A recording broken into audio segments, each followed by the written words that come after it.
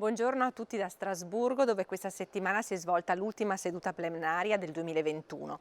Siamo arrivati alla fine di un anno complesso che ci ha visti fare i conti ancora una volta con la pandemia che speravamo aver lasciato alle spalle. Non è stato affatto facile, molti di noi hanno sofferto in prima persona o per i propri cari, ma abbiamo continuato a lavorare e anche grazie all'Unione Europea siamo riusciti a raggiungere risultati importanti per la salute delle persone.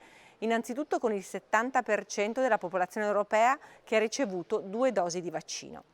Dobbiamo salvaguardare le terapie intensive dei nostri ospedali che nelle ultime settimane in tutta Europa sono di nuovo sotto pressione e in sofferenza a causa proprio di chi ha scelto di non vaccinarsi e che naturalmente è predisposto a contrarre il virus in modo grave. Per l'egoismo di poche persone pensate che in Italia solo nel 2020 sono stati annullati più di 400.000 interventi e più di 1 milione di ricoveri.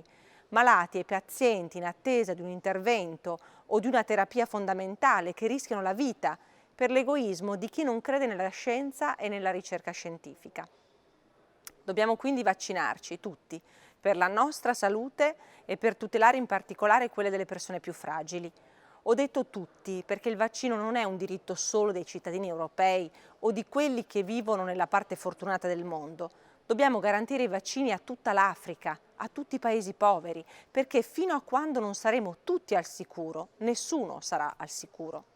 Ci sono state anche notizie positive nei giorni scorsi, a partire dalla liberazione di Patrick Zaki. È stato emozionante vedere le sue foto finalmente libero e sentire le sue parole di ringraziamento per gli italiani che non hanno mai smesso di lottare per la sua scarcerazione. Dobbiamo continuare ad utilizzare tutti gli strumenti a nostra disposizione per poter garantire un futuro libero e sicuro a questo ragazzo. Infine voglio spendere un ultimo pensiero per il tema dei migranti e di chi nel mondo si trova in situazioni drammatiche.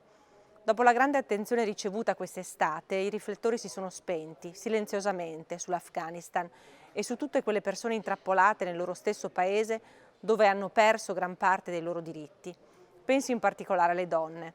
Oltre alla situazione di diritti fondamentali e di diritti civili, a mancare sono il cibo e le risorse primarie.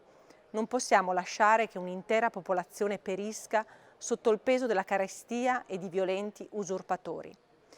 L'Unione Europea deve essere una leader nello scacchiere di politica estera internazionale per poter portare avanti una politica che sia rispettosa dei diritti umani, che sappia gestire in maniera responsabile e solidale il fenomeno migratorio e che possa così essere garanzia anche delle libertà dei propri cittadini.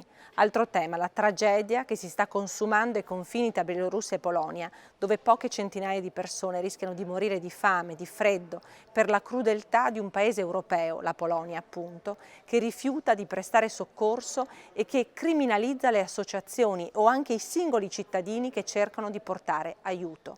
Le immagini che abbiamo visto sono spietate e richiamano la responsabilità dell'Europa a non piegarsi di fronte a dittatori come Lukashenko o a leader sovranisti come Morawiecki.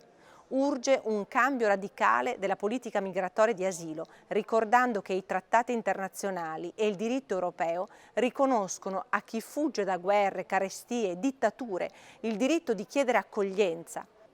Io continuo a pensare che il diritto di viaggiare e di scegliere il paese in cui andare a vivere, anche per ragioni di lavoro e di benessere per sé o la propria famiglia, non sia esclusivo di chi è nato nella parte fortunata del mondo. Anzi, proprio noi che godiamo della libertà, del diritto alle cure, dell'assistenza, dei diritti umani, civili e politici, dobbiamo dare voce soprattutto a chi voce non ha.